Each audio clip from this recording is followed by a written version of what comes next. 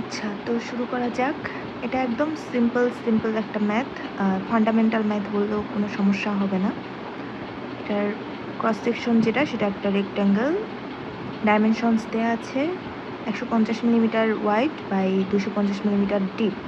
এটা যদি আমরা একটু ভিজুয়ালাইজ করার চেষ্টা করি তাহলে হচ্ছে জিনিসটা দেখতে হবে এরকম কিছু একটা।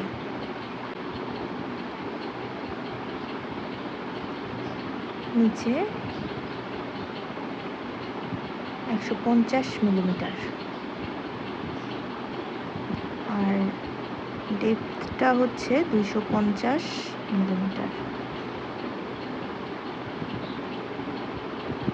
ওকে, তো এটা হচ্ছে এটার ক্রস সেকশন। আর প্রবলেমটা দেখতে এরকম।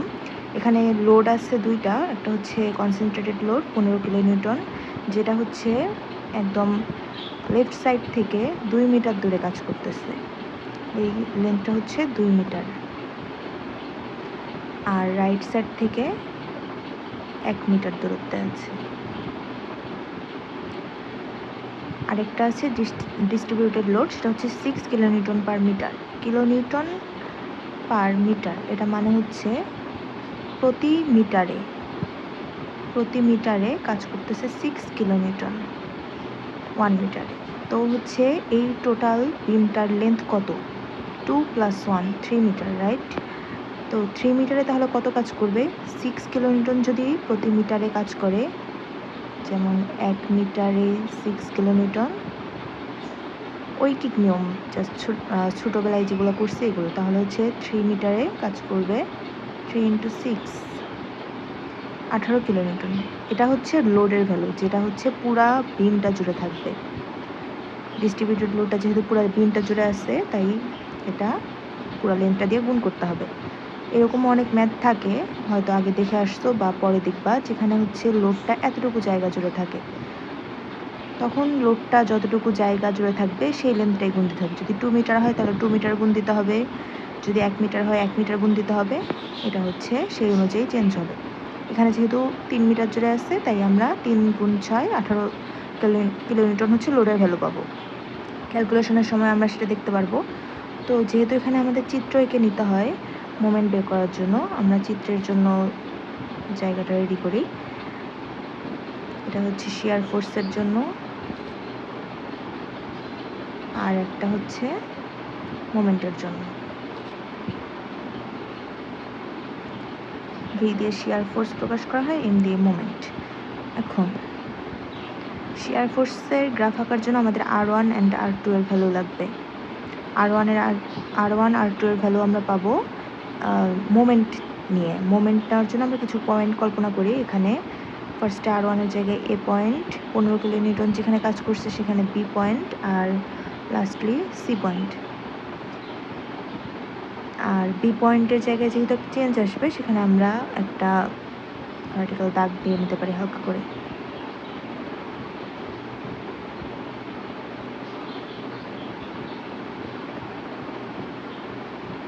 ওকে, তো আমরা আসি এখন।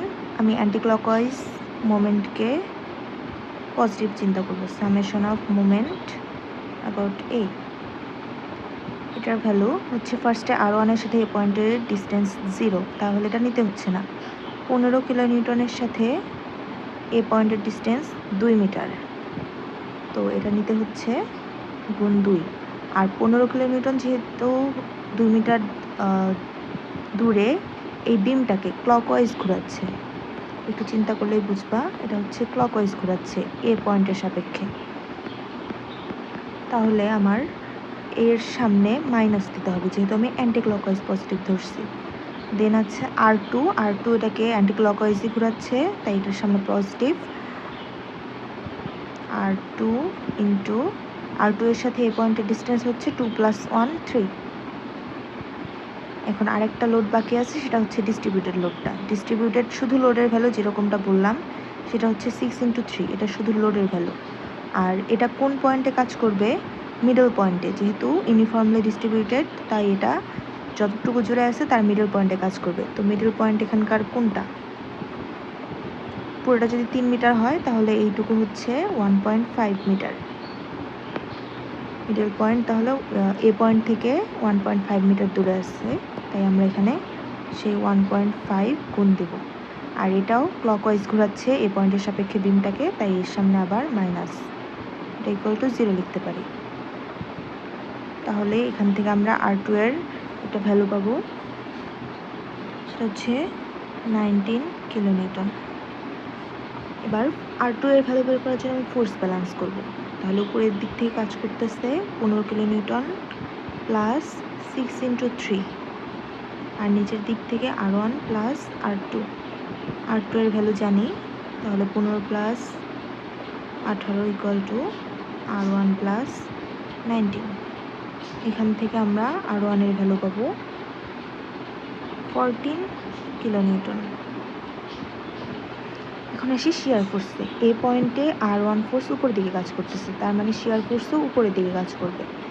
সেই ভ্যালুটার মান আমরা ধরি VA ইকুয়াল টু, অবশ্যই R1 এর সমান হবে, তাই না? তাহলে R1 এর ভ্যালু আমরা আগের লাইনে পাইছি, সেটা হচ্ছে 14 কিলোনিউটন। তাহলে কতটুকু উপরে উঠবে এই পয়েন্টটা? 14 কিলোনিউটন। এটা হচ্ছে VA এর ভ্যালু। দেন আসবে VB। VA থেকে VB তে লোডের চেঞ্জ বলতে আছে একটা ডিস্ট্রিবিউটেড লোড, তার মানে VA থেকে VB পর্যন্ত নামবে, কতটুকু নামবে সেটা হচ্ছে এইটুকের এরিয়া। আচ্ছা, তো এরিয়া যদি বের করতে চাই তাহলে এটা সিম্পলি একটা রেক্ট্যাঙ্গেল, পয়েন্টটা আমরা ধরে নেই VB। তাহলে হচ্ছে VA এর ভ্যালু, VA উপর থেকে নিচের দিকে যাবে, তাহলে VA minus VB equal to হবে ওই আয়তক্ষেত্রের ক্ষেত্রফল। আয়তক্ষেত্রের দৈর্ঘ্য 2 আর প্রস্থ হচ্ছে 6 কিলোনিউটন পার মিটার, সেই 6। এখানে আমরা জাস্ট ভ্যালু বসাই দিলে VB এর ভ্যালু পাবো, যেটা হচ্ছে 14 মাইনাস 12, 6 2 গুণ করলে 12, এইটা ইকুয়াল টু করলে আমরা পাবো 2 কিলোনিউটন হবে VB এর মান। তাহলে B এর সোজাই এখানে কোনো একটা পয়েন্ট চিন্তা করি, যেটা ভ্যালু হচ্ছে 2, আর জিনিসটা 1 ডিগ্রি কার্ভ করে নিচের দিকে নামবে। তারপরে বি পয়েন্টে আছে একটা 15 কিলোনিউটন কনসেন্ট্রেটেড লোড। কনসেন্ট্রেটেড লোডের জন্য এই VB পয়েন্ট থেকে 15 কিলোনিউটন নামবে, তাহলে সেই পয়েন্ট আমরা ধরে নিই VB ড্যাশ। তাহলে VB মাইনাস VB ড্যাশ, এটার ভ্যালু হতে হবে 15। এখান থেকে আমরা VB ড্যাশের ভ্যালু পাবো VB মাইনাস 15। তো VB কত? VB 2 মাইনাস 15, তাহলে ভ্যালু আসতেছে মাইনাস 13। ধরি এখানে কোনো একটা পয়েন্ট, সেটা হচ্ছে মাইনাস 13, তাহলে এই পয়েন্ট থেকে মাইনাস 13 পর্যন্ত যাবে। এরপরে আবার আসি লাস্ট বি পয়েন্ট থেকে সি পয়েন্টে কি চেঞ্জ আছে? শুধুমাত্র ডিস্ট্রিবিউটেড লোডটা আছে, তার মানে 1 ডিগ্রি কার্ভ করে নিচের দিকে নামবে। কতটুকু নামবে? ওই এরিয়াটার সমান, এইটুকু এরিয়ার সমান। তো এইটুকু এরিয়ার ভ্যালু, জাস্ট একটা রেক্ট্যাঙ্গেলের আয়তক্ষেত্র, আর হচ্ছে পয়েন্ট আমরা ধরে নিই VC। তাহলে VB ড্যাশ মাইনাস VC, এটা ইকুয়াল টু হবে আয়তক্ষেত্রটার দৈর্ঘ্য হচ্ছে 1 আর প্রস্থ হচ্ছে 6। এটা করলে আমরা VC এর ভ্যালু পাচ্ছি VB ড্যাশ মাইনাস VB ড্যাশের ভ্যালু হচ্ছে মাইনাস 13 মাইনাস 6, তাহলে আসতেছে মাইনাস 19। এখানে কোথাও একটা মাইনাস 19, এটা 1 ডিগ্রি কার্ভ করে নিচের দিকে নামবে।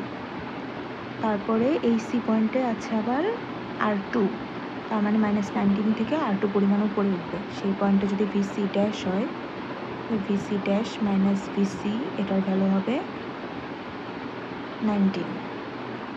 R2 যেটা 19 না লিখে যদি R2 লেখো তাহলে আরও ক্লিয়ার হবে। আচ্ছা, R2, তাহলে VC ড্যাশের value R2 plus VC, R2 এর ভ্যালু 19 আর VC এর ভ্যালু মাইনাস 19। দুটো মিলে 0, তাহলে এই 0 পয়েন্টে উঠবে। এটাই হচ্ছে শিয়ার ফোর্সের গ্রাফ।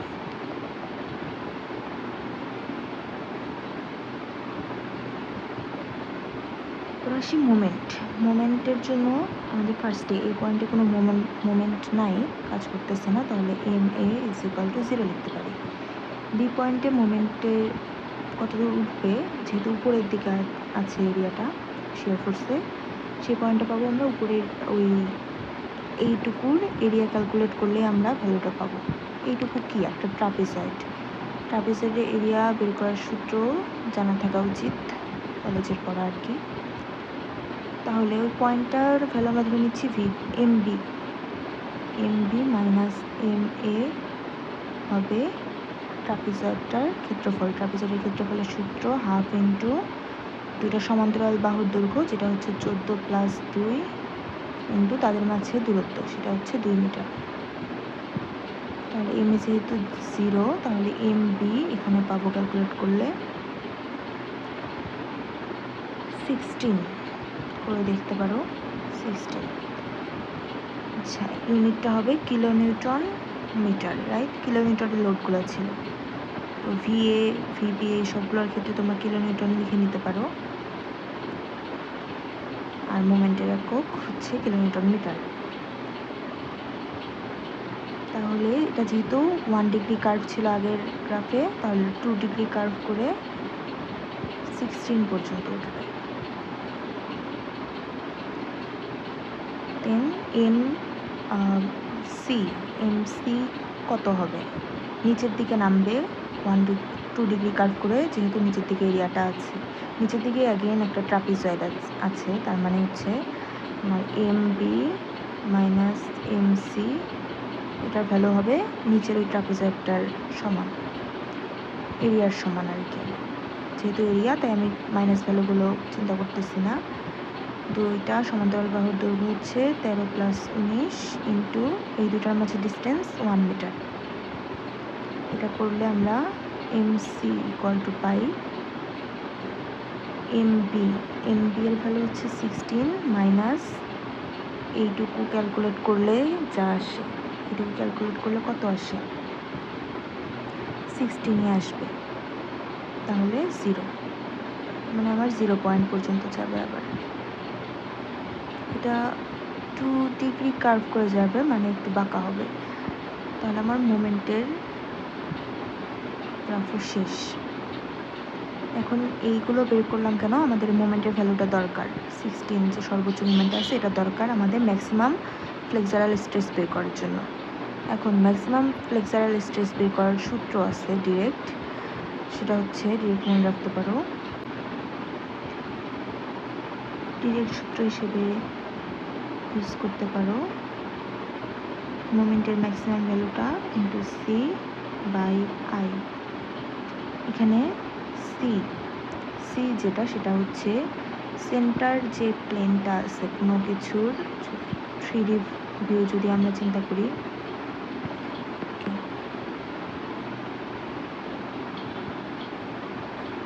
এটা হচ্ছে এই বিমের 3D ভিউ। তো এই সেন্টার বরাবর যে প্লেনটা গেছে এটা, সেটার উপর থেকে ডিস্টেন্স অথবা নিচের থেকে ডিস্টেন্স হচ্ছে সি এর ভ্যালু। এই ক্ষেত্রে দুই দিক থেকে একই ডিস্টেন্স হবে, কারণ রেক্ট্যাঙ্গেলের সেন্টার প্লেন হচ্ছে তার মিডল প্লেন। শুধুমাত্র রেক্ট্যাঙ্গেলের জন্য C = লিখতে পারি আমরা h/2। আর I হচ্ছে রেক্ট্যাঙ্গেলের জন্য সূত্র আছে, সেটা হচ্ছে BH3/12, যেখানে বিটা হচ্ছে তোমার ওয়েট, এইচ হচ্ছে হাইট, আর 12 তো 12। ওয়েটের ভ্যালু এখানে দেওয়া আছে 150 মিলিমিটার। এইচ মানে হচ্ছে ডেপথ বা হাইট, এখানে ডেপথ হিসেবে বলা আছে, সেটাই এইচ এর ভ্যালু। আর Mmax আমরা চিত্র থেকে পাই 16। তাহলে C সমান বের করে নিই h/2, মানে হচ্ছে 250/2 = 125 মিলিমিটার। আর I এর ভ্যালু এটার জন্য হবে BH cube by 12, that means B এর ভ্যালু এখানে কত, 150। সামনে পয়েন্ট দিয়ে নিলাম, আমি জাস্ট মিটারে কনভার্ট করে নিচ্ছি এখানে, ইন্টু এইচ হচ্ছে 250.250 কিউব বাই 12। এটা যদি করো তাহলে তোমাদের ভ্যালু আসবে 1.95 ইন্টু 10⁻⁴। ইউনিটটা কি হবে, মিটার টু দি পাওয়ার 4। এখন এখানে এম এর ভ্যালু বসায় দাও 16, যেহেতু এটা কিলো নিউটন মিটারে আছে তাহলে হচ্ছে আমি নিউটন মিটার করার জন্য এখানে 1000 দিয়ে গুণ দেবো, এই যে কিলো নিউটনটাকে নিউটনে নেওয়ার জন্য। আর মিটার নিয়ে কোনো চিন্তা নেই, সি এর ভ্যালু আমাদের মিলিমিটারে আছে 125 মিলিমিটার, তার মানে যদি মিটারে নিয়ে নেই তাহলে 0.125 মিটার বাই 1.95 ইন্টু 10⁻⁴। যদি ক্যালকুলেট করো এখন ইউনিটটা আসবে প্যাসকেলে। ক্যালকুলেট করে দেখো 16 10.25 ইন্টু 10⁻⁶ প্যাসকেল, যেটাকে আমরা 10.25 মেগা প্যাসকেল এভাবেও লিখতে পারি।